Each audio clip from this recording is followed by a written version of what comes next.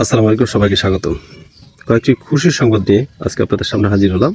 বর্তমানে যে ইরান এবং যুক্তরাষ্ট্র ইসরায়েলের মধ্যে যে যুদ্ধ চলমান, তার মধ্যে গতকাল ইসরায়েল এবং যুক্তরাষ্ট্রের জন্য 3 এপ্রিল ছিল কালো দিন বা কালো রাত।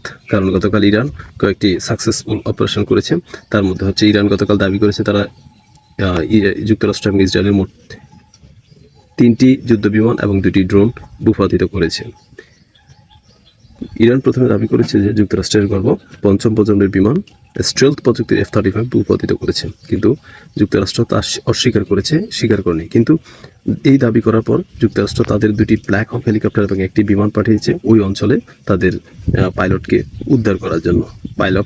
পাইলট ইজেকশন করে নিজেকে সেভ করেছে, কিন্তু তারা উদ্ধারের জন্য পাঠিয়েছে। এর দ্বারা প্রমাণ হয় সত্যি সত্যি তারা তাদের যুদ্ধ বিমান হারিয়েছে। তবে পরবর্তীতে বিভিন্ন আন্তর্জাতিক গণমাধ্যমগুলো প্রকাশ করে যে যুক্তরাষ্ট্র তাদের F-15 যুদ্ধ বিমান হারিয়েছে। যা হোক, যুদ্ধ বিমান হারিয়েছে এটা সত্যি। আপনাদেরকে আমি বিভিন্ন আন্তর্জাতিক গণমাধ্যমের স্ক্রিনশটগুলো দিয়ে দিব।